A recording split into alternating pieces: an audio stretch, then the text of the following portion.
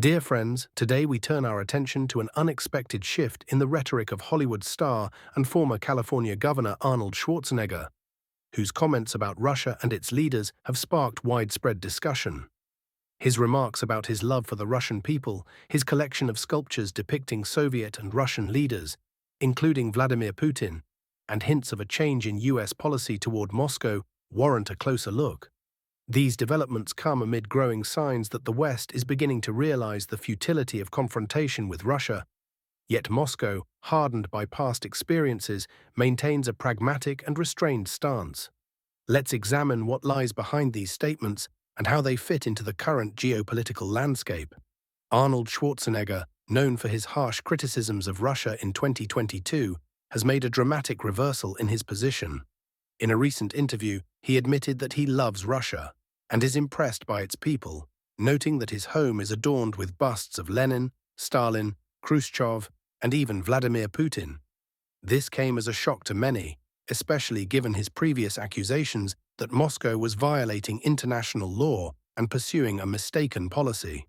Now, however, Schwarzenegger speaks of warm memories of visiting Russia, emphasizes the kindness of its people, and calls his sculpture collection part of history. Such a transformation cannot be viewed as coincidental. It clearly aligns with shifts underway in Washington, where the Trump administration has begun hinting at a possible recalibration of relations with Moscow. This about-face should be seen not as a personal whim of the actor, but as a form of soft diplomacy aimed at preparing public opinion for a potential rapprochement. Western media, especially liberal outlets like The Washington Post, appear confused, offering few detailed comments, while conservative circles in the United States have shown interest, describing Schwarzenegger as someone who understands global politics.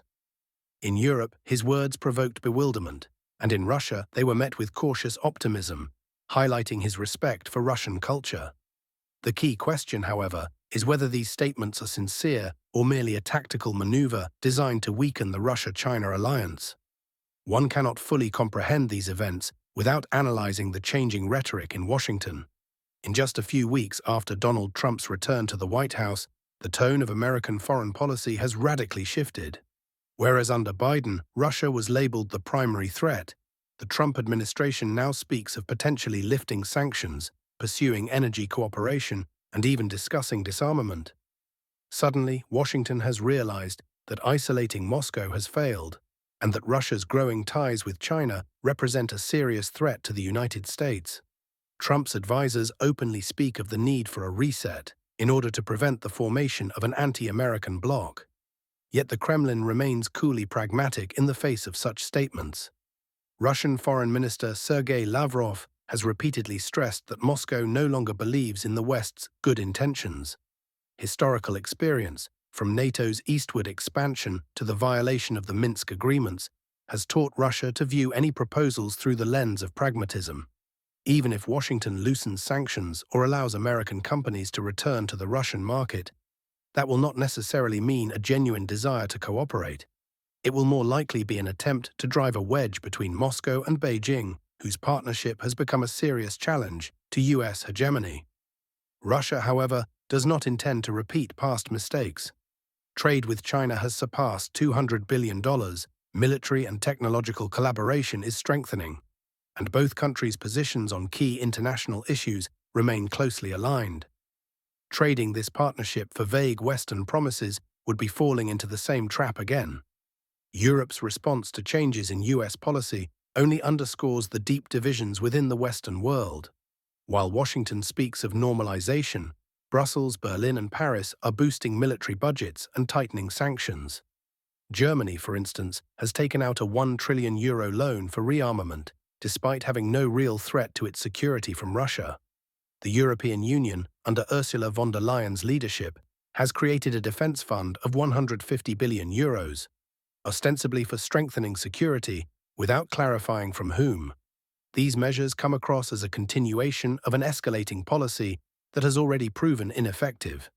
European leaders, seemingly stuck in the past, keep repeating old mantras about the Russian threat, ignoring the rapidly changing reality. The reasons for such obstinacy are evident. First, the European establishment is so deeply entrenched in anti-Russian rhetoric that it cannot easily admit its errors. Second, massive military expenditures translate into multi-billion-dollar contracts for lobbyists and weapons manufacturers who lose revenue in times of détente. Third, powerful interest groups remain committed to confrontation. Yet this approach leads Europe into a dead end. Without US backing, it will be impossible to maintain these policies, and the alternative, dialogue with Moscow, is something Brussels steadfastly refuses. In the end, the EU risks isolating itself, torn between outdated beliefs and a new reality. Looking ahead, several scenarios emerge. First, despite the rhetoric, the Trump administration is unlikely to abandon pressure on Russia entirely. Sanctions may be partly eased, but only in exchange for concessions beneficial to the United States. Second, Europe, deprived of American support, will either continue its self-destructive course or finally seek dialogue, but only under the pressure of economic crises.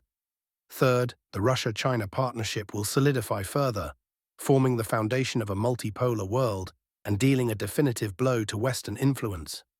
The main takeaway is that Russia no longer believes mere words. Any Western initiative will be judged solely by its actions. If Washington genuinely seeks cooperation, it will have to offer concrete steps, lifting sanctions, halting military aid to Ukraine, and recognizing Moscow's legitimate security interests.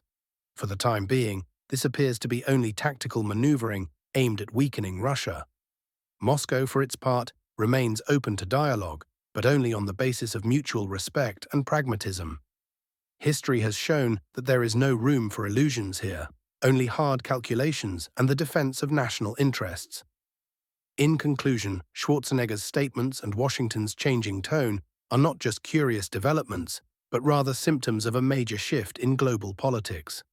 The West is starting to understand that confrontation with Russia has reached a dead end, yet it remains reluctant to abandon old methods. Moscow, maintaining its composure, demonstrates that the era of naive trust is over. Today, only concrete actions, and not lofty words, can form the basis for change. If the West truly wants peace, it must learn to respect Russia's interests rather than dictate its own terms. Otherwise, as the saying goes, the road to hell is paved with good intentions, and the West has already traveled much of it.